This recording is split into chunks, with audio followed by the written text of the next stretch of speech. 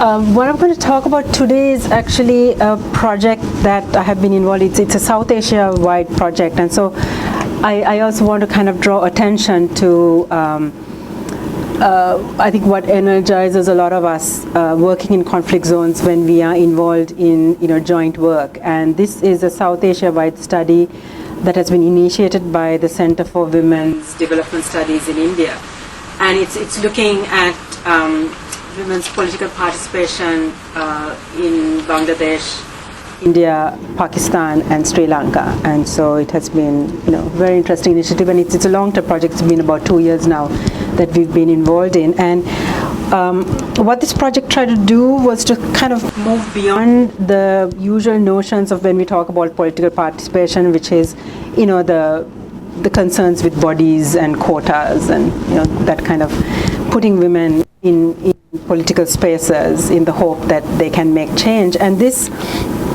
project actually tries to kind of shift that focus somewhat by looking more at kind of the more institutional and security implications of women's presence in various governance bodies. So, but before I come to talking about some of those kinds of complexities and contradictions that are entailed within that, I want to just provide you with a bit of background about the Sri Lankan context, especially since this is Gender and Security Consortium. So, I would think that a lot of you do know that Sri Lanka has had a war for almost 3 decades, and the war sort of officially ended on May 19, 2009. But I just want to go back to some of the earlier period just to talk about how ugly wars are and how ugly even the aftermath of wars can be. So I'm just going to quickly take you through some slides to show you, so in case anybody hasn't seen a map of Sri Lanka, this is Sri Lanka. It's a tiny island. I think you can drop the entirety of Sri Lanka into Lake Michigan. So that's how tiny it is. But population of 20 million, I think around 22 million people now. And the primary kinds of ethnic distributions are the majority being the Sinhalese, and other significant minorities being the Tamils and the Muslims, and then you have much smaller kind of minority communities like the Malays and Burghers and Eurasians. So this map actually indicates the Liberation Tigers of Tamil Eelam's plan for a separate homeland within Sri Lanka. And I'm sorry, these slides are really bad. I've just been taking them off the internet in the past couple of days, so so apologies for that. But so as it says, this is the area that was controlled before the launching of the latest, the final kind of operation from around November 9, 2005, which was the end of one of, we've had several ceasefires, but this was the end of the longest ceasefire we had. And as you can see, the upper end there, which is Jaffna Peninsula, so the white areas are the ones that the government was in control of. The battles kind of moved from this significant portion kind of between 2005 and 2007. This land was taken off, and then you had the northern peninsula where much of the battle took place. Just to show you how the battle lines moved was that once this area was taken by the government, the battle kind of then moved from here, and people started being displaced all along from here to over there. So for several months, people were constantly displaced. Sometimes, they would get to stay a month in one place, sometimes maybe only about 2 or 3 days. And it was extremely traumatic, horrendous kinds of movements, and all along, the battle being waged.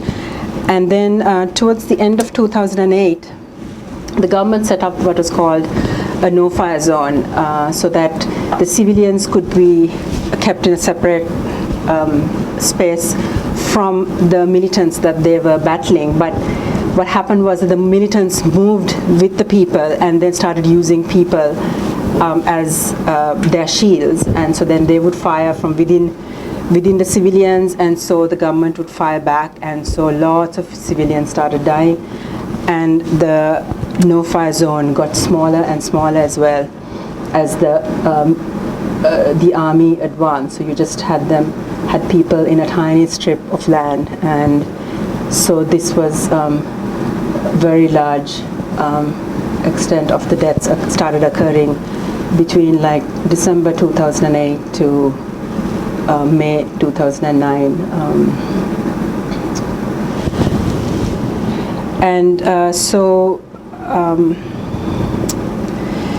It was around the 18th, it was 17th, 18th of May that the way the militants also kept the civilians in was they built this huge soil, kind of a wall that they built of tamped down earth so that people could not move across to the army side.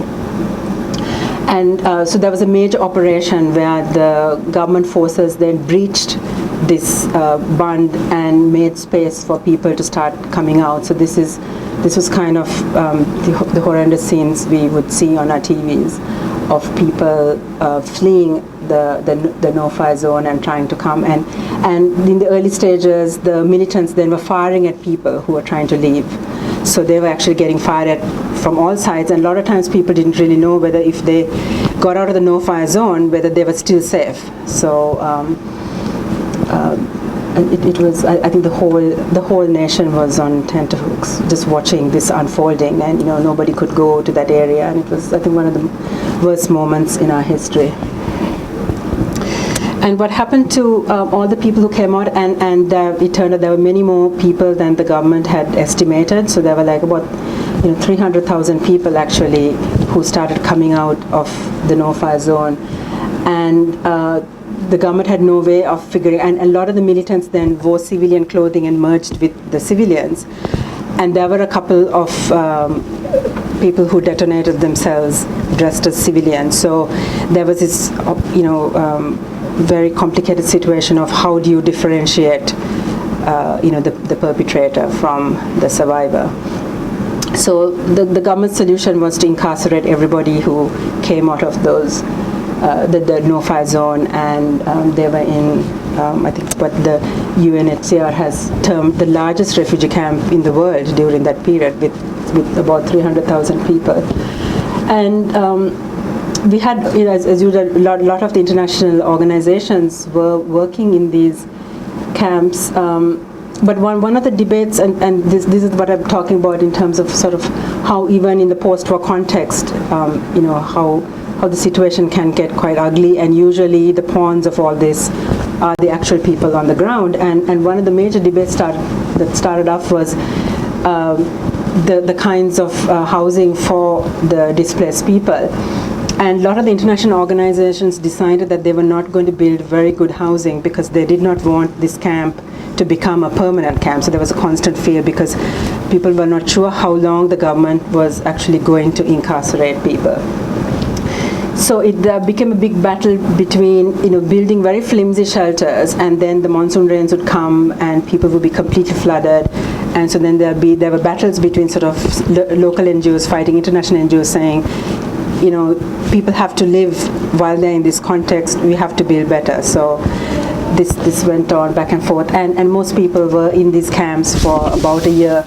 And of course there are very, very sad contexts as well, where when people were fleeing, they frequently got separated from each other, and it was a very kind of punitive system that was set up because there was such paranoia that there was going to be militants within this. There were about 11,000 militants who already surrendered, but there were many more who tried to pass as civilians. So on the point of trying to find these civilians, the government was having a very complicated screening process and photographing everybody and checking them, and people were not allowed to have mobile phones there, so people could not contact their families, and even if the families came, they only had about an hour to speak with them, and so it was a really horrific situation. And the government also became very suspicious of a lot of international organizations because a lot of the militants who had access to a lot of people's wealth, because it was pretty much a minor state where they had their own banks, and so people had banked with the militants, and they just took all that money and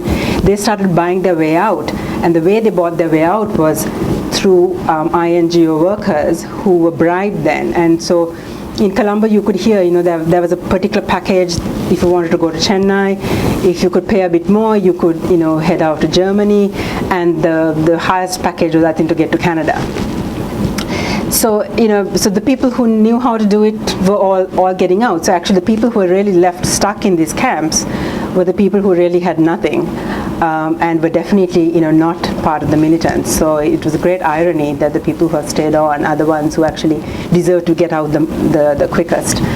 But so there was quite a lot of smuggling out of people in INGO vehicles and things like that. So then the government started clamping down on that and checking all that. So every time the punitive aspects got worse and worse as each of these kinds of discoveries took place. So I've kind of narrowed down my topic. I think the earlier title was political participation in Sri Lanka, and that's a really huge issue because it's so different in different parts of the country. But I really want to focus on the northern province, and the northern province has 5 different districts, and I just want to spend a little bit of time talking about the differences within that district. Within each of the districts, because I think that also impacts on women's participation in the life of each of those districts. But I just using this kind of table to give you a sense that if you look at the progression of the numbers of starting from 1881, these are the different census years. You see that there's kind of a steady increase of the population till 1981, and then the great irony that there's a sudden reduction in population, and that's very much all the people who have died, and also huge shifts in population. For example, in 1990, the entire Muslim population of the northern province was evicted by the LTT because they decided that the Muslim population were traitors against their cause. And so some people were given 48 hours, other people were given just like 2 hours to leave this province. So it became increasingly homogeneous, because previous to that, a lot of the Sinhala community that had lived there once the war began felt they were not comfortable living there, so they moved out. And so you had kind of ironic shifts in occupations. For example, a lot of the Sinhalese are very good bakers because that's kind of their speciality, and then suddenly all the bakers left the northern province, and you had the Tamil community struggling to figure out, okay, how to bake bread. Similarly, with the Muslim community, a lot of the restaurants were run by the Muslim community, a lot of the tailoring shops. So huge occupations just left. Once the war ended, there has been kind of a slow trickle of people back to these regions, and so one of the major moves has been the Muslim community, returning to these regions, but in much smaller numbers. And I will just go through different districts to talk about then the kinds of problems people face in managing ethnic tension. So this is the top part. This is what the Jaffna Peninsula, and the kinds of issues that you face here is a battle between, there were also lots of different militant groups, and not just the LTT, but the LTT became the one that was most powerful, but there was another militant group that actually joined forces with the government. So this peninsula became the battle then for the militant group with the government, which was called the EPDP, fighting out with people who were supportive of the LTT, and so a lot of the outlying islands became controlled by the EPDP, whereas the other areas were controlled by people sympathetic to the LTT. And so these all had implications for even women involved in governance. For example, I was speaking with one of the district agents in the Kites Island, and she's one of the few women. Also, people have those regions have been so decimated that At that point, there were no people living on those islands, and everybody had to be bussed in every day from the Jaffna town to come and work in these areas, and then they would be bussed back. So even in terms of people knowing about that region, I mean, the knowledge itself had been just kind of evacuated because there was no one involved in governance within those kinds of bodies who were actually from that area. They finally found one person to join the task force. So people were just kind of learning anew about areas as well.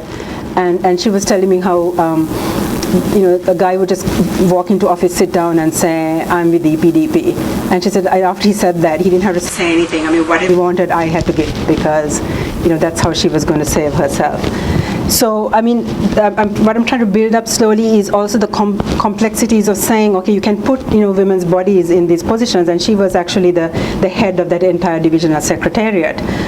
But you are really caught up in a nexus of, a power that is beyond just your gender in that context of, so just, marking it and saying, okay, there are this amount of women in these governing bodies has to be complicated in terms of also what then are they able to do. So this is the next district I'm talking about, which is the primary area is Kilinochchi, and so this was kind of one of the key areas controlled by the LTT, and so once the battles kind of moved through this area, it was pretty much completely devastated, and so there's been a lot of new building that's taking place. It's also a much newer city, and there's been a lot of clashes in terms of the re-emergence of caste identities, and you have many more sort of lower caste Tamils who are from much later 19th century migrations from India, who end up doing much more of the menial work here as opposed to the upper caste Tamils who also run much of the administrative aspects in this area. The government also has been building a huge amount of infrastructure, and I was amazed to find that this was one town that had bike lanes. I mean, this is like a really new thing in Sri Lanka. We don't even have it in Colombo, the capital city, but there were these amazing bike lanes in Kilinochchi. And of course, it's a very large population that cycles, so I mean, it kind of makes sense, but there's these huge broad streets and, pretty much nothing else right now. This is the Malathi district, and this is where the map I showed you earlier, where much of the last days of the battle took place. So it's also a place that's all, that you cannot but walk in those areas, recalling how many people just died in just droves, and you still go to the beach area and you can still see these tiny little bunkers that people had to scrape out from sand to try to. But there was no security really from the kind of shelling. I mean, you just did your best and hope that the shell didn't fall on your bunker. But there were a lot of very, very traumatic stories of children dying in front of their parents, or parents dying in front of their children during this period.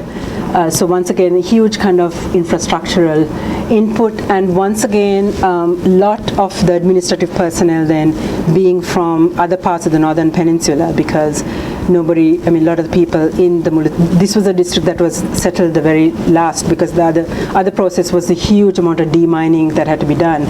And a lot of people told me that even now, even though it has all been demined, they'll be cleaning their gardens, and they'll come upon some kind of ordinance, and and there have been, there are a lot of posters telling children not to touch these silvery things, but there are actually a lot of children still playing with a grenade or something, and losing an arm or a leg during this period.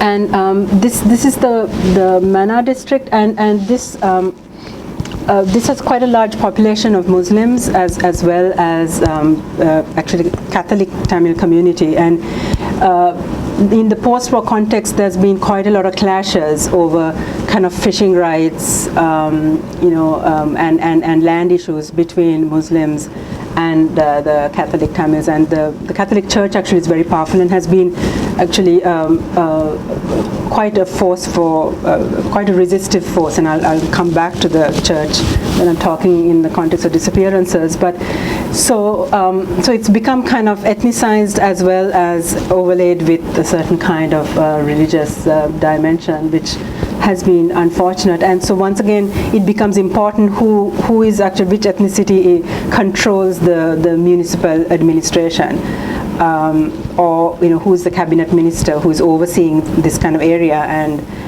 so a lot of those kinds of positions are taken by Muslims, and so then the battle increases in that context. And we can come back to any kind of specific questions you might have about these areas.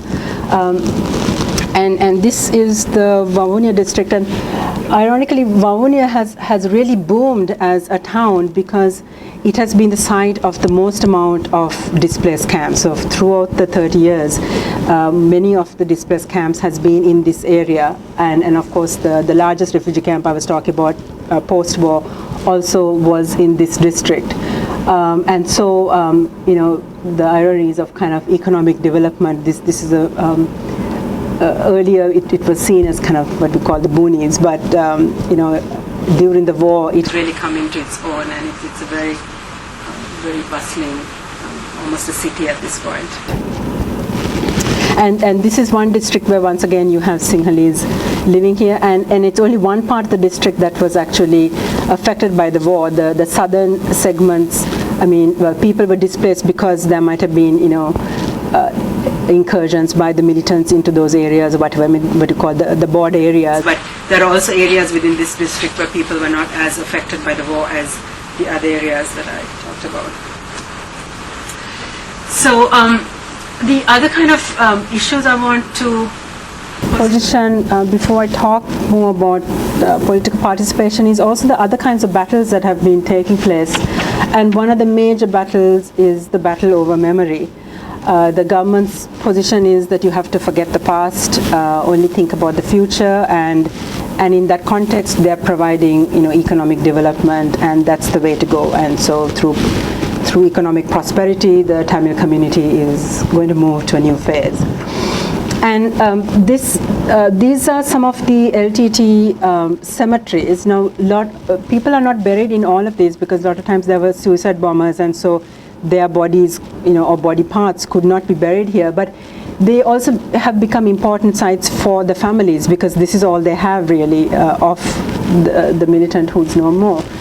But of course, as in all kind of nationalist movements, they also have become major sites for really spectacular kind of nationalist dramatizations by the LTT. So they would hold these very spectacular ceremonies in these cemeteries, and of course invite all the families to come and lay wreaths and participate in various kinds of commemorative practices at these cemeteries. And you can see they're kind of mapping onto the sort of the Commonwealth cemeteries that we've had from previous periods, where they're nicely manicured lawns in an area that is actually quite arid. So a lot of effort put into these, and a lot of the very complicated kind of lighting systems that the LTT have. So of course, when the government took over, this was one of the major sites that the government felt that they had to battle over, and so and the fears that these would be sites once again for re-emergence of Tamil nationalism. And so the government's response has been to bulldoze all of these cemeteries. So that has been a major point of contention with the Tamil community, and frequently they would build sort of army headquarters over the grounds, or in this context, this was actually and you have a lot of these kinds of memorials and monuments that the military has built. But this has been built on a park that was named for one of the first LTT martyrs, called Sealand. So you have also these kinds of ironies where the people visiting, and these are a lot of visitors from the south who are completely unaware of the kind of subterranean meanings of this place. For them it's a monument, but for the people all living in that area, they continue to call this area Sealand Park. So I'm just trying to bring out the complexities of memory and memorialization as well. The other kind of battle, of course, has been also, when talking about the past, is also the thousands of people who are still disappeared. And we've had a long history of disappearance. In the early days of the war as well, this was a strategy that the government used in the northern province. There would be a lot of coordinate search operations, and then a lot of young men would disappear. But it was really fine-tuned and applied in the southern province to put down a southern uprising in the late 1990s. And that's actually what I did my PhD research on, and I think that's what I presented at the consortium many years ago. So disappearance is also a very complicated issue, and I think it raises also the kinds of leakages you have between trying to have these kind of stark distinctions between victims, survivors, witnesses, collaborators, perpetrators. Because as you will see, this photograph that this woman is holding is of quite a young girl. And what would happen is that the LTT had a rule saying that every family had to give somebody for the movement.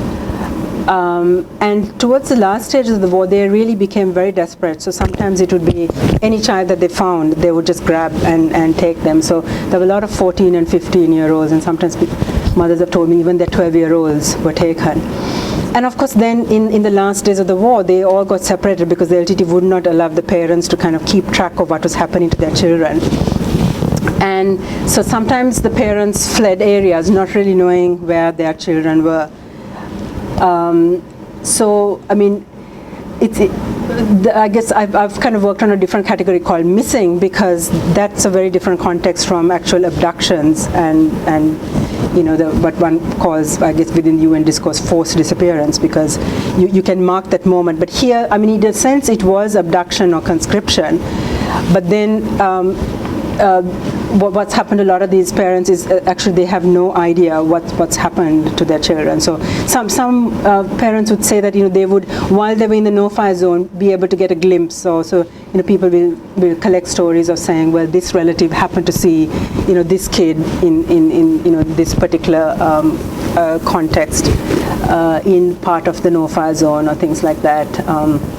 And also getting other kinds of tragic stories of hearing that a child had been wounded, but then not knowing what had happened. So maybe suggestions that maybe they were taken to a hospital, but then you're not knowing what hospital. And so while the parents was in the camps, and they continue to search for their children. And what the other kind of overlay we have is that a lot of times their recourse to information is so meager that they start going to a lot of religious practitioners, or even one could call ritual practitioners, who people who be like astrologers, and people who look into lights and throw cowrie shells and various complicated practices like that to tell people where their children might be. And so there's a big debate on are these people really providing accurate information, or is this people just making money off of people's grief and longing. And I think it's very difficult to come down to one or the other, but I think what I have been studying, a lot of these ritual practitioners also look at them as they have also become kind of way of enabling these families to cope, because even when it seems pretty clear that they have very little information, and there might be very little chance of these children remaining alive. It's just impossible for the parents who've lost everything else. I mean, they come back, their homes are gone, their entire plantations of coconuts have been completely wiped out. So they pretty much have nothing. So all they have is this hope that maybe this child that was taken from them is still alive. So I think in this context, I mean, of course, sometimes they'll go bankrupt, going from one astrologer to these various kinds of practitioners trying to get more information. But the part of the hope is that it's not that these practitioners just tell them okay, they are alive here, and there'll be stories like, they're surrounded by men in blue uniforms. So immediately there'll be an assumption, okay, the Navy wears blue, so they must be incarcerated in some Navy camp. But they also suggest various kinds of practices that the parents themselves can do. So you can do, pujas in temples, or various forms of penance. Women you go on fasts, you roll in the sand around temples, you'll pierce yourself. So, but in doing all those kinds of practices, in a sense, it becomes a focus for especially the women, to get involved in something in the hope that they are enabling a quicker return of their children, or if they're incarcerated, that it is reducing their children's pain. So this photograph actually is taken from a protest that was organized. There's now been actually a quite forceful organization of missing persons, and it has coalesced around the Catholic Church, and that's where you can see one of the priests. So that has given them some kind of safety net, because it is linked with the Catholic Church, and so these mothers go from different kinds of protest marches. This was when Cameron, the Prime Minister of the United Kingdom, came to Sri Lanka, and they were trying to have access to him, and of course then the police was stopping them actually meeting him. There's also a commission that is ongoing called the Commission. This is a presidential task force to look into the missing persons. But we've had many commissions like this. We've had 3 other commissions looking into disappearances in previous contexts as well, and unfortunately a lot of these commissions don't really go anywhere. I mean, it's a very traumatizing experience for women to go before these commissions and speak, but there's very little actually way for perpetrators to be called to account. I mean, a lot of women will actually name perpetrators, then there'll be some kind of court case. The perpetrators never come to court, so each of those cases kind of drag on. And this woman actually, she decided to, she's got a court case now that has been dragging on, I think, for over a year. She's the wife of a very powerful LTT official. He was actually the head of the political wing of the LTT, and she swears that she saw him surrendering to the army, and then after that there's been no news of him. The army, of course, says he must be dead. We never took him in, and so she's just fabricating something. But she has been just really very determined. She's quite an amazing woman. I spent quite a lot of time with her, and right now actually she won election to the Northern Provincial Council. But she also, and she got the second largest amount of votes during the provincial council elections. And actually there was fear that the man who was running to be chief minister was going to be defeated by her, and so there was kind of great fear. And much of, she had a very simple message. She actually consulted me on how best she could get this message across. So here I was telling former LTT leader's wife how to do organizing among women. So kind of ironies that one I guess can only have in a post-war context. But her major, I mean, it's simple but very powerful message was that I am speaking for all the women, and especially the women whose children have been disappeared. And so that's going to be my major initiative when I come to power. Of course, I mean, the irony is that her husband has been involved in conscripting many of these children. So I mean, I think she becomes then a figure where the victim and the perpetrator is really, I mean, in one context, and she has toured, especially lots of parts of North America and Europe. She's very much now a spokesperson for the movement of, for the disappeared. but a lot of mothers, say, how dare she speak for us?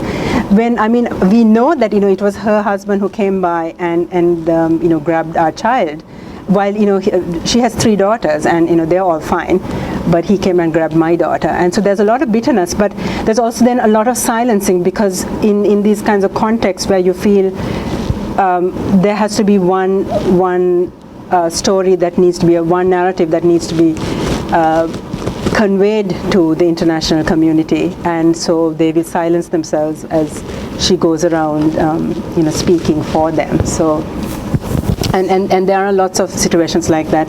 You also have very key militant leaders who have surrendered and become part of the government. They are sort of key ministers in the government, and so the irony is, you'll have all these people who disappeared, or many smaller, lower rung LTTers all still incarcerated with maybe cases pending, whereas the people who had the highest positions, and one man actually is called KP, he was the major kind of procurement officer for the militant movement, and it was a huge sting operation. He was captured in Malaysia and brought to Sri Lanka, and he's a great hero for the government, and he's now running a children's orphanage, and he started his own NGO. So these are the contradictions we have to live with here. I want to end with this woman who I think she's kind of at the other end of the spectrum, and I chose this photograph very consciously because she's at the head of the table, but I see her, she seems a very tenuous and vulnerable position. She is the chief secretary to the Northern Provincial Council, and she holds a very complicated position because before we had elections to the Northern Provincial Council, which took place last year, it was the central government that was operating and controlling the Northern Province, meaning running the administration of the Northern Province. So she's somebody, and she's also she's a Tamil woman, but she's come up to this very high position through the Sri Lanka Administrative Service. And but when the Northern Provincial Council came into force, the ministers of that provincial council were determined that they did not want anybody from the central administration, involved in what they were doing, and so their first focus was to try to get rid of the governor, who happened to be a former military officer who has now taken on a civilian role, but he has a very powerful position because the governor actually, in a sense, trumps the chief minister, because he's the direct line of the central authority, and the provincial council chief minister is, of course, he has only control over the province, but he's elected and the governor is appointed. And so she was appointed as then the chief secretary to the governor. So she also then very directly is part of the central government. So the Northern Provincial Council started saying, okay, they don't want a former military officer as the governor. And so this was a compromise kind of situation. And then the president said, well, the governor is going to retire in June, so just hold on. So then the focus shifted to this woman, and they said, okay, then if the governor we can't get rid of now, but partly also it's kind of politics, because the Northern Provincial Council ran on this a very Tamil nationalist kind of campaign of talking about the resurgence of the rights of the Tamils, maybe a return to the time of the militancy, but non-violent return, some of them said. So there was a lot of shifts, but so people had a lot of hope in what they were going to do, and especially the diasporic community was very much behind the Northern Provincial Council. So sometimes you frequently feel like they are really not operating even for the people in the country, but they are constantly looking at what is the diaspora telling them, or how happy is the diaspora with us. So then they focused on this woman and said, okay, then she has to go. And of course the president also okay, yeah, we'll sack her. And then they didn't realize that there is some kind of bureaucratic system in Sri Lanka. The Sri Lanka Administrative Service, which is primarily dominated by Sinhalese, all came behind this woman and said, you can't just sack anybody like that. So that's been a huge battle going now around this poor woman, I think, who had no idea that she was going to be the focus of attention like this. So once again, it takes me back to, I mean, she has one of the highest positions within that province, but she's completely constrained by the central government that pretty much tells her what she should be doing. But she does have some kind of backing from the administrative service as well. But also then she's now perceived very much as a traitor to her community. So I mean, I dread to think what kind of sleep she has every night. So I think that's the end of my slides. So you can have questions.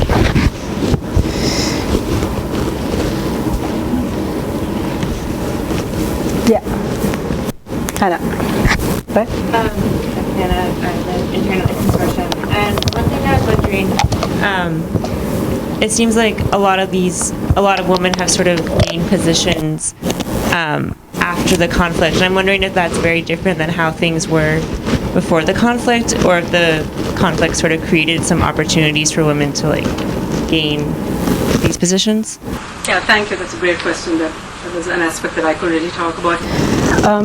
She actually has been holding this position for quite a while, and actually because of the kind of bureaucracy in place that had nothing to do with the conflict. I mean, that women would move up. I mean, there were concerns of, because you're a minority community, maybe you are being discriminated, and I'm sure there have been lots of contexts where if you had to choose between a Sinhalese and Tamil or Muslim, maybe the Sinhalese is chosen. But more or less the kind of movement within the bureaucracy has kind of continued separate from the war that was taking place. And the other irony is that we had a very weird kind of situation in the northern province. So you'll have there were regions that were controlled by the militants, but all the people running the administration were part of the central government, and they continued to be paid by the central government, though obviously they had to do what the militants were telling them.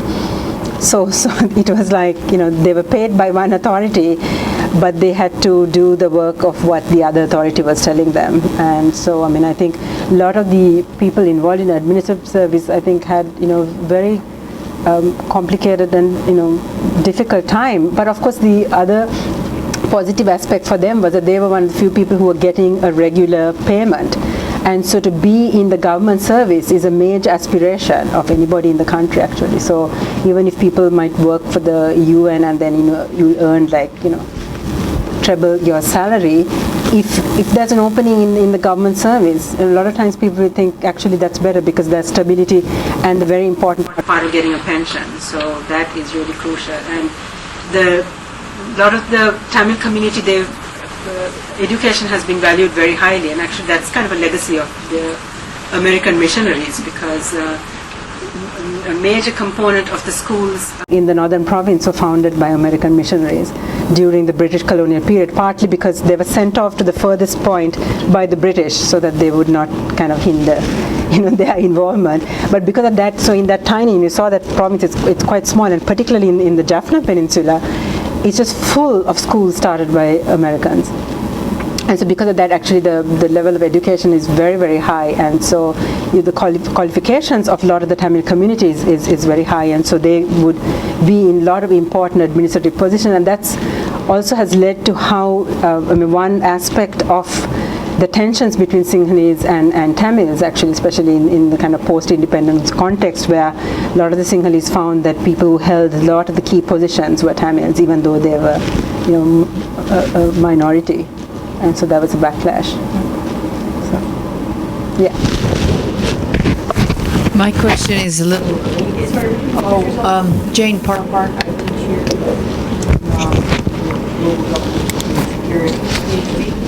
I'm curious about whether you feel gender relations changed after the war.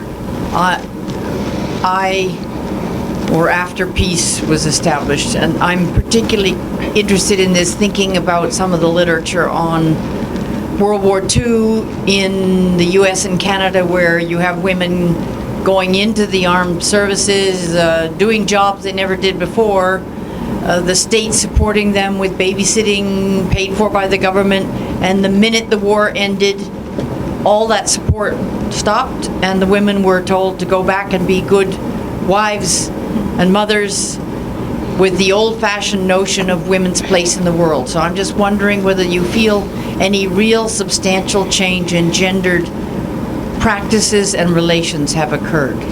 Yeah, thank you. No, that's very important. Actually, I think it's at a variety of different levels, and I'll try to give you different kinds of examples. I think the kinds of, I mean, there's a lot of parallel in what you were saying in terms of, for example, the women who were part of the militant movement. And there was a very significant number of women who were part of the LTT. And now that they have kind of returned to their homes, I mean, there's a lot of stigma. A lot of people are still very angry at, the recalling of, because also the LTT officers and all had a much better life. They had a lot of advantages within the movement as well. And so now that they have returned, there's a lot of suspicion about them. A lot of people don't want to hire them. So you have a lot of women feeling like they've got all these amazing skills. Like some of the women were telling me, like we knew how to do triage, out in the open. I mean, we had all these amazing experiences. We knew how to use weapons, and then suddenly we are back in the community. And the government had these, rehabilitation programs. But what they taught in these rehabilitation programs, which is ridiculous. I mean, they were learning to sew and beauty culture. Yeah. So, I mean, it was such a departure from the kind of life they led. So it's also very difficult for them to, have a different kind of occupation. Even I mean, the spaces for them, and similarly, actually for the men as well. There's a lot of frustration in the kinds of opportunities that are there for them. I mean, maybe it will take time and it will change, but right now, there are a lot of women feeling very frustrated. The other aspect, of course, is that there's a huge amount of women-headed households. So, in a community that actually is very close-knit and it's very patriarchal, suddenly these women have to fend for themselves, open to a lot of sexual harassment by a variety of different kinds of, government officials, for example, that they have to encounter, or even just the neighborhood grocer, So, and it's that's part of that kind of paternalism I was talking about as well. So he'll say, you can have credit, but that this credit is not just credit. As similarly with the military, I mean, so there's been a lot of kind of attempts at doing this kind of hearts and minds operations. So the military will come around and help to rebuild your houses, but there's a real worry then for a lot of the women-headed households of what other aspect, and of course there have been also a lot of relationships that are formed that are different from these kinds of more ambiguous contexts as well, and there's been quite a lot of marriages as well among them. So I think it's a different scenario for different kinds of people. The other aspect that I couldn't talk about was also the concern. I mean. And I think this is common in lots of kinds of situations that come out of crisis, of feeling like people have lost their, moral values and, boundaries, and the older generation feeling like the younger generation is a very troubled and alienated one. So linked with, the free access to mobile phones and motorcycles, and the younger generation feeling like, okay, the war's over and we want to live, and you come to tell us, now we have to get an education, or the standard ideas that were very much in operation in the northern province previously. And a lot of this is also funded by the diasporic money that comes in. So some you'll have a lot of the younger generation saying a lot of the jobs are not worth because they're being paid a pittance, whereas they can have a good life just living off what their relatives are sending them, and their major aspiration is to leave the country. So I mean, the gender relations within the younger generation is also one that is shifting a lot. There's also a lot of sexual violence. I mean, a lot of incest, which is also very troubling. There's been a lot of suicides, especially among young women. And different interpretations of this, partly saying that there's just lack of opportunities in these areas, and the extent of the frustration. Now that, now it's going to be like 5 years after the war ended, so people's feel like, okay, now there's some kind of stability, but nothing's really happening in their lives, and so the frustration has increased now.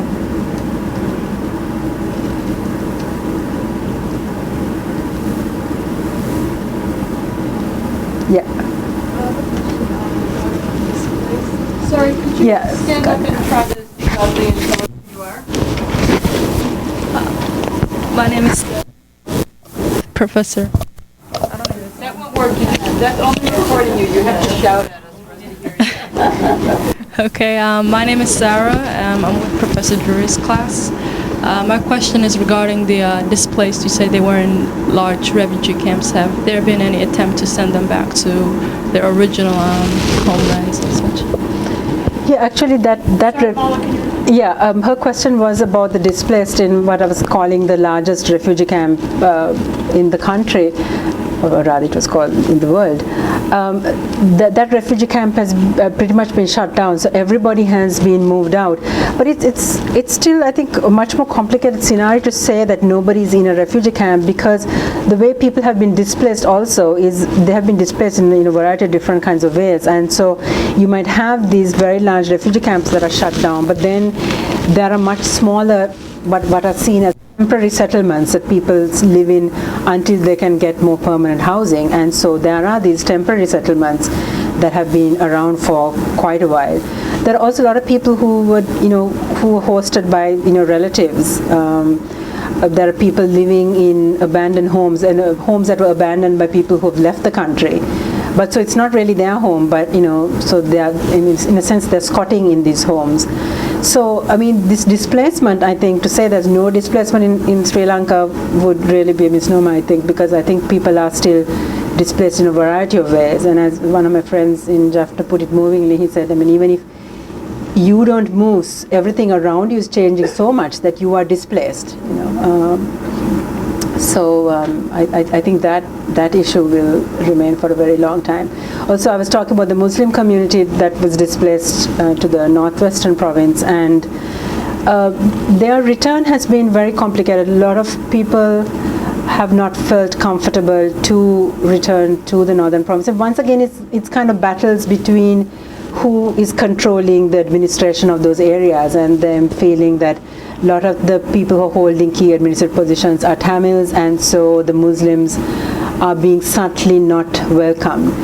And of course, that's parallel to saying, they are not being welcomed in one province because there are battles taking place in another province where the understanding is that they are actually having more privileges in that province and not the Tamils. So, they're also all interlinked kinds of conflicts that are taking place in that sense.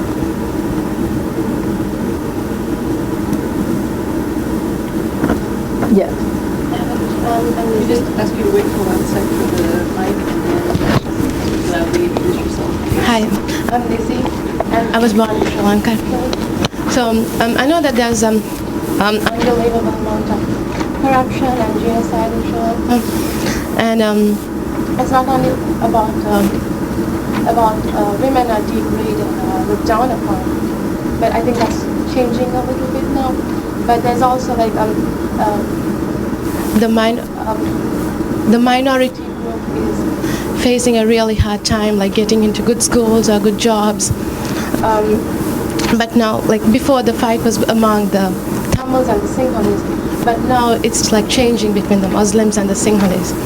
So there's something all the time, and so much problems with the race and getting a good job for the minority. Do you think this will change sometime? Or are there steps taken to make a change? Corruptions and... Yeah, I don't know whether everybody heard, so I'll just repeat her question. She was actually born in Sri Lanka. She's studying at UMass, right?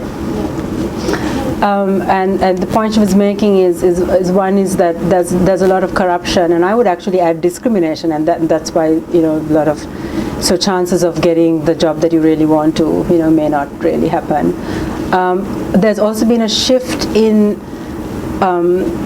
I think conflict from it being a primarily Sinhala Tamil conflict, which then of course resulted in 30 years of war, to a targeting of the Muslim community now by a lot of fundamentalist Sinhala Buddhists, and a lot of that has been battles over religious space, or certain kinds of stereotypes like the Muslims are proliferating, and this has resulted from the most recent census that was done and the understanding that the Muslim population has increased, and so the assumption is that they are proliferating more than the Sinhalese, and not just that, but they're actually finding ways to reduce the fertility of the Sinhalese population, and in kind of ridiculous assumptions like some of the clothing stores selling sweets that are supposed to make Sinhala women infertile, or producing bras that have got some kind of infertility elements in them. So I mean, and so some of these stories are just so far-fetched. You would think that nobody would, listen to them. But the amazing part is, when I go around different parts of the country, people repeat these things to me. And I think that, and the other part of her question was that, does she think this will change? And I can't answer that, but I am very dismayed by the fact of how people's willingness to believe anything of the other continues, and we don't seem to have learned anything from what we have undergone for so many years, and I think that is a very, very depressing and actually very dangerous situation that we're facing, and I think the government is implicitly allowing this kind of clashes between Buddhists and Muslims to take place. I mean, the state has really not come down and tried to stop that. But of course, and there is the promise, and the Muslim community, some members, that's also a very fractured community. There are many different kinds of positions within this community, and there are a lot of young men who said, well, if we are going to be pushed to a limit, we are going to take arms, and we've got a very large Muslim community behind us in the Middle East who will help us. So, but it doesn't seem to, deter the fundamentalists, though, who are nevertheless continuing and the constant battles. Yeah. You had a question back there? No. No. Yeah, I thought you.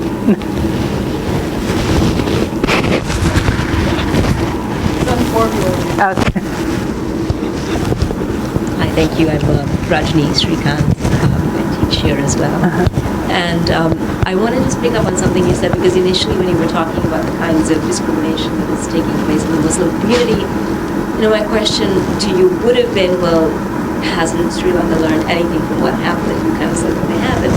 So now I'm interested in knowing whether there's any kind of internal pushback against what appears to be a new fault line. So with the Sinhala community sort of discriminating against the Muslims, are there any internal voices that are sort of drawing caution and saying, we're headed down a path that could be very destructive and very problematic? Yeah, no, thank you. No, there has been, and I think a lot. Oh, sorry. Rajni was asking whether there has been any pushback to these kinds of moves by the Sinhala community, or the Sinhala Buddhists more specifically, who are clashing with Muslims, and there have been very, very significant movements, and one aspect that has been hopeful is that a lot of sort of young middle class kids who might normally hang out at some disco have really come forward and said, this is a kind of Sinhala Buddhism that is not ours, and they're not speaking for us, and they have been standing in front of this headquarters, actually this very fancy building that was built by the government, and this particular, and it's actually a lot of Buddhist monks, which is even more troubling. It's called the Bodhubala, and their name is, it's called Bodhubala Sena, which is almost like the military, Buddhist military, which is so against the whole principles of Buddhism to begin with. And they have stood outside their headquarters and, had vigils and things, and there have actually been clashes because these monks themselves are very aggressive, and they've come and battled them on the streets. So no, there is definitely, and there are a lot of people who keep saying, they do not speak for us, but nevertheless, it is a growing movement, and ironically, the social media also enables this. So the Bodhubala have a Facebook page that has a huge amount of likes, and you're like really, really worried. Who are these people who are liking them on that Facebook page? But it's. I mean, I've been talking in just very rural areas, and some Buddhist nuns themselves that I met were repeating these kinds of notions that actually, the Muslims are trying to make Sinhala women infertile. So, so some things just get, I guess, picked up on, and people are willing to believe this, because I think the Sinhalese, of course, have had this history of constantly feeling, vulnerable to everything ever since we were colonized by the Portuguese. The Sinhalese have always produced themselves as vulnerable and suffering. And I think, now the most recent other for them is the Muslim community. And another battle has been over halal certification, for example, where a lot of the monks came forward saying, why should we pay more for the halal certification? And they said, we have to ban this kind of certification that is, in operation in Sri Lanka. And of course, once again, there's been a lot of, and there's a lot of interfaith dialogue that is being promoted, and different religious communities sitting together and saying, we need to sort this out. And so it goes into abeyance for a while, and then there might be some other incident that leads to that kind of resurgence. So you really feel that it's simmering underneath, and we are going to hear more of it. And so it is very troubling. Yeah.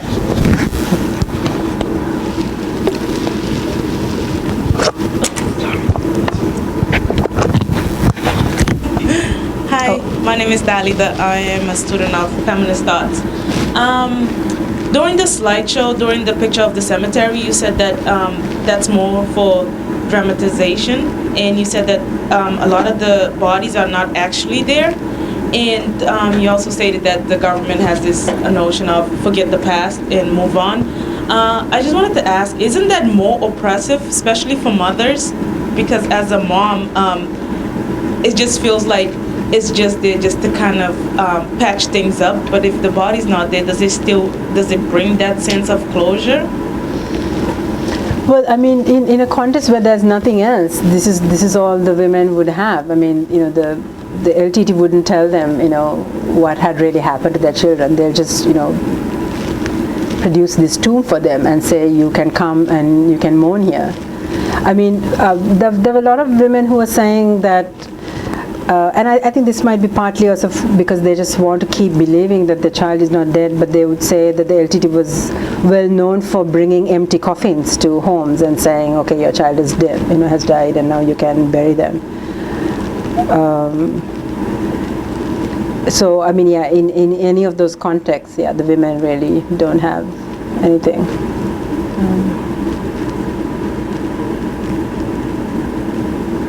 But Carol, you were trying to ask something.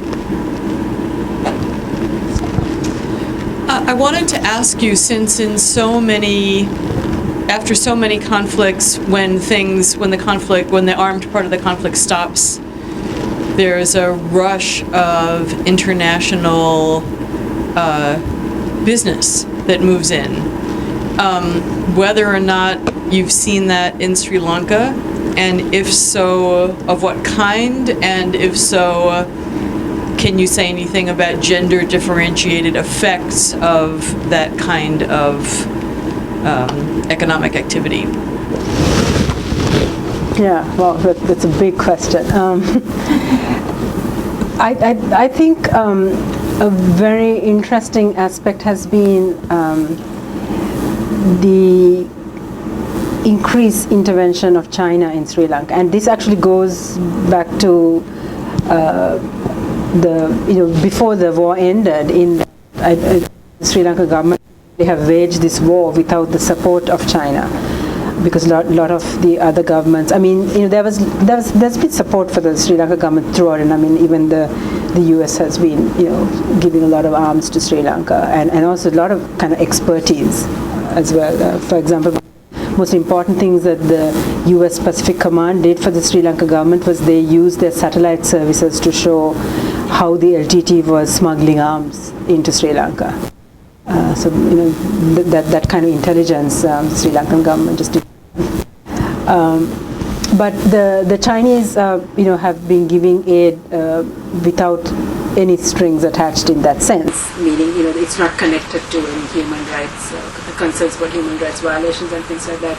And of course they're tied up with also Pakistan, because Sri Lanka gets caught up in the geopolitics. So if India gets involved, then Pakistan also wants to get involved, because they are fighting a different battle elsewhere, but on Sri Lankan soil. So like that, you had a lot of interventions, and so once the war ended, I think the Chinese and the Indians have been rewarded a lot by being given huge contracts to build a variety of different kinds of infrastructural aspects in Sri Lanka. I mean, some of it's part aid, but then there are loans, and so I haven't really followed the details of how the aid has come in. But so, for example, the railway is being reconstructed by the Indian government. The Chinese government has built a huge port. They've helped actually a series of ports. The roads are being built by also some Chinese aid, as well as things like the Asian Development Bank and coming. I mean, there's a lot of Japanese aid as well, and I think Japan is constantly battling, saying we are giving more money to Sri Lanka than the Chinese. So that kind of battle is also going. So and of course, you have the other kinds of international. I mean, a lot of them have been kind of bilateral donors. So like the Australian government, USAID. Canadian organizations also doing and a lot of it has been the basic sort of housing and water, sanitation aspects that they've been but it really kind of pales in significance when if you think of the input of the Chinese and the Indians, and of course particularly the Chinese, it's a huge settlements of actually Chinese prisoners who are working in Sri Lanka, and so there are major kind of settlements, and they're all male. Yes, so it's a lot of prison labor, and I understand this is quite common in lots of the other countries that you have the Chinese government involved in major infrastructure projects. But I've not really followed that up. But definitely in the Sri Lankan context, that is so. In terms of the gendered implications, I'm not sure, but you wonder, because there's now, it's like a huge village of these Chinese men out in very kind of rural areas.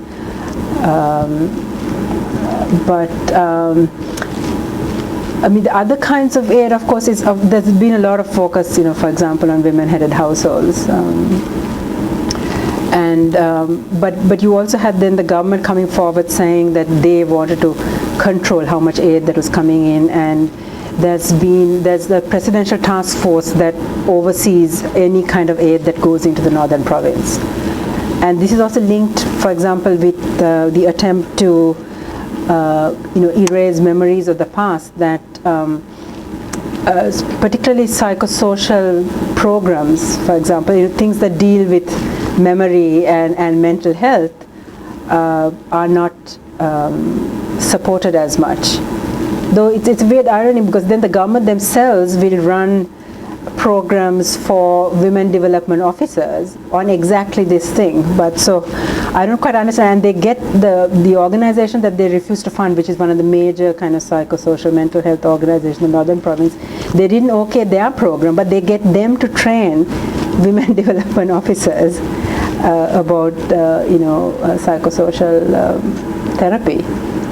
So there's a kind of weird reworkings of things, and sometimes nobody's really sure what the government is doing, but it's just that they are very much in power. And they obviously know what they are doing. But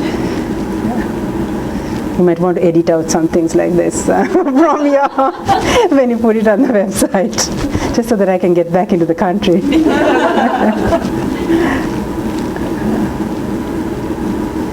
Yeah. Carol mentioned that you were also a filmmaker, or certainly involved in filmmaking. Could you maybe talk a little bit about that? Yeah, that was kind of in my past. I was just involved in a project which was looking at women and religion. But my more current project is actually working with a photographer and looking at devotion to a goddess that is shared by both Sinhalese Buddhists and Tamil Hindus. And a lot of people are not really aware of this. And so we've been kind of going around the country now for the past 2 years, photographing different kinds of rituals that are involved, and also showing, the amazing kinds of parallels of, a Sinhala Buddhist ritual in the south of the country that almost replicate, because the worship of this goddess stems from, you may be aware of this text, the Silapadihara, which is, it's the tale of an anklet, which is the most important South Indian text. And so it's very interesting how this text has been reworked within sort of Buddhist rituals as well as Hindu rituals, and it's also very regionally quite different. So the rituals that take place in the south is different to the ones that take place in the east, which is different to the ones that take place in the north. So it's been actually quite a fascinating project, and we had our first exhibition just before I came, and the response actually of the Sri Lankan populace has been absolutely amazing. I mean, people just really upset. We had it only for 3 days because that's all we could afford, and we had really angry people coming and saying, everybody needs to see this. Why aren't you running it for a month? Every school should come and see this. So that's been really hopeful, and I think sometimes maybe something that is not seen as threatening and just talks about a certain kind of syncretism is more enabling for people to accept than the much more kind of standard narratives that you have of consciousness raising.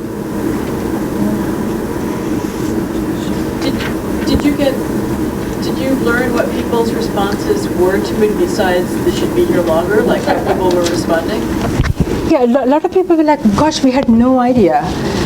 Sometimes, even people who were living in the south had no idea that even these rituals that are Sinhala Buddhist rituals were, really taking place, sometimes even in their neighborhoods. Partly also this move which is linked with kind of a reform of Buddhism, that these are kinds of Hindu elements within Buddhism, and with the reforms of Buddhism, especially after sort of colonialism, when Buddhism was in abeyance during the British colonial period, there have been kind of major leaders, Buddhist leaders, who tried to kind of reform Buddhism and cleanse it of these kinds of elements. So we are kind of trying to return those. It's not that those elements are not continuing, but you might have especially a lot of urban Buddhists who don't really participate in those rituals. So in that sense, they are quite unaware, and then to realize that it's also shared by their Hindu counterparts was really quite an eye-opener. So much of it was in terms of saying we had no idea. Sorry, you had a question there. I'm still trying. I know this doesn't work, but somebody's just taping, somebody's listening someday. This is Doreen Drury speaking. Women's and Gender Studies, UMass Boston. And I guess I'm in my head trying to connect a bunch of dots, partly because at the beginning Carol mentioned that you were interested or had written about suffering and memory. Mm-hmm. And then I was really struck by families, mothers, fathers, everybody who might seek out certain practitioners to communicate in a certain way with their lost loved ones. And then toward the end, the problem of sort of what have we learned from history, from our own history, all of us, about our relationship to the other, to others, and haven't we learned anything, and why can't this change? And then I was struck by also your mention of the psychosocial NGOs, mm-hmm. or maybe one in particular. So there's something interesting in the government saying, let's just forget it and move on through development and so forth. And I'm just kind of curious how you think about those issues, and where does psychology, and maybe especially the psychosocial, the British psychosocial work is very interesting, but also has been criticized for sort of imposing certain trauma models on people. But it also seems like without some kind of analysis, a psychosocial analysis, we can't really make sense of why we can't learn from our fully available to us. We should have learned. We're still working through some stuff, and it's very easy then to project and to put your stuff out in all kinds of problematic ways, personally and collectively. So I'm just wondering, in terms of thinking about people's loss and suffering, what's your thinking? How that affects politics, what's possible, and what's problematic about NGO work at the psychosocial. Okay, thank you. Thank you. I love to appreciate your talk. Yeah, that's not a huge question you asked. A teeny bit. Yeah. No, I mean, I've actually been very interested in thinking about the different kinds of therapeutic interventions. So I have a whole paper that I've been looking at. Of course, PTSD, which has been, critiqued a lot. And then, of course, even psychosocial therapy. I mean, I think somebody's called it the disorder du jour, that it's really the thing to do now. And I think lots of ways that it also gets played out, and particularly after the tsunami was really problematic in that we were just like inundated, and people were doing sport therapy and drama therapy and art therapy, and really nobody really knew what they were doing. If you sat them down, and then what they said they were doing was even more scary. I mean, I can tell you frightening examples.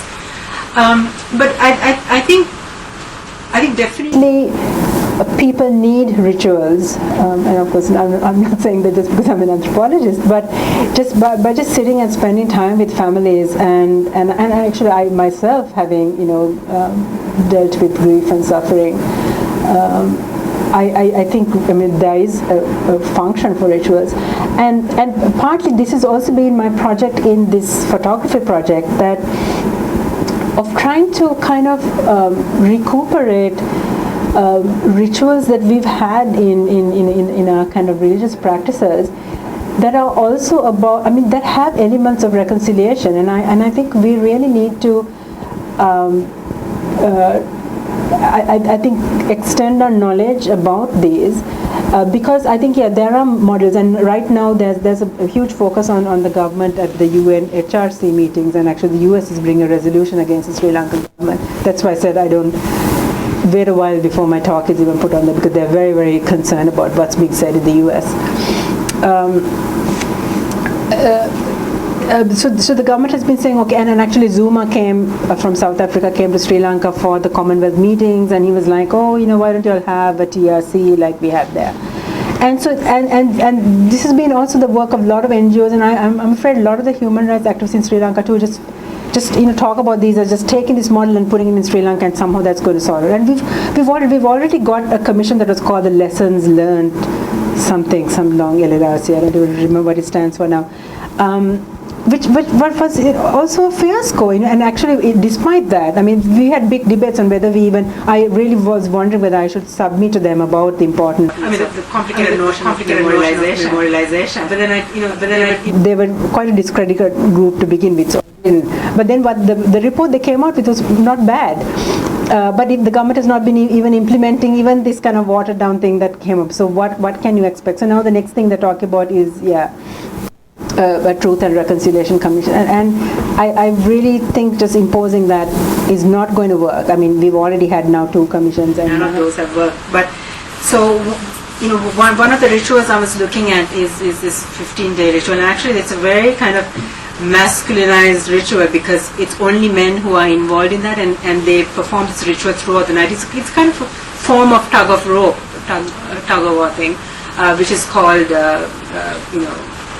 one of the terms is a horn play, and it's pretty much kind of a ritualized play that you do for 15 nights. And the first 5 nights really the young men do it, so it's like the training of a younger generation to do this, and then for the next 7 nights the older men do. And so it's a very sacred, very important ritual that has died out actually in most parts of Sri Lanka. But within that ritual, the victorious side then shames the side that has lost, and it's a lot of hooting, and they actually will lift the sarongs and show their genitalia to the losing side, and so it's extremely bawdy and lewd.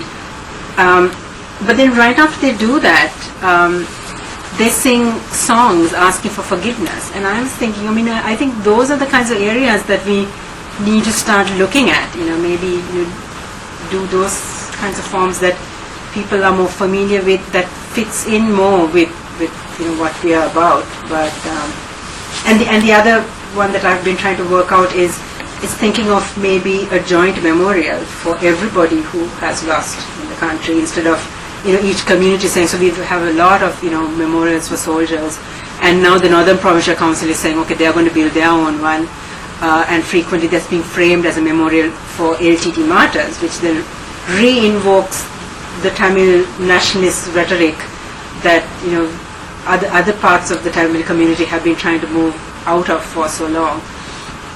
So so there are these measures, but it may take a while. I guess I do a project with a colleague at York University on Guatemala, and I think it took them like 30 years after their conflict to start talking about memorials. So maybe, and similarly I think with World War II and what Germany has been doing. But then of course you have the other sort of counter arguments that memorials themselves enable you to sanitize memory in particular kinds of ways. So I have actually found the counter monument movement particularly interesting, and so I actually have another paper on that. But so I won't go on about that. But the Jochen Goetz in Germany has been doing very interesting things, where his whole move is to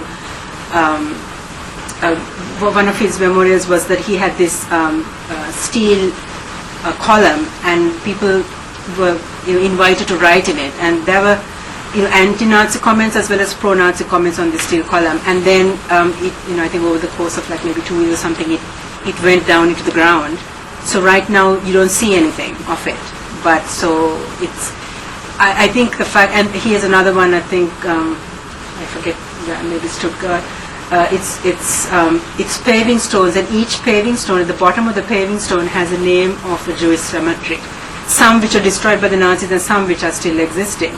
But when you go to that courtyard, you don't realize, and so it's called I think it's called the Square of the Invisible Monument or something like that. So I think when you really push memory in those ways, I think it makes you actually think about what this monument is. And so I have been interested in thinking things like that, and actually I've been working with an artist in the northern province who has written this. It's a work of art. He produced this amazing book called The Incomplete Tombu, which in itself is kind of resonates with Portuguese and Dutch colonial documents. So this word tombu actually comes from the Portuguese and the Dutch, but these were like land registers, and the whole book is really interviews with Tamils and Muslims about their notion of home. And so he gets them to draw a map, and then he gets an architect to draw an architectural map, and then he draws something based on the narrative that people share with him, and so you get then a fragment of their narrative as well. So it's a real palimpsest of memory, and I think that's right now in a context where we don't have spaces for memorializing in the northern province. I think this is the most powerful memorial that he has actually offered his community. So those are the areas that I find actually the most hopeful, the most interesting to think about. So sorry, I went off on my other paper, but yeah.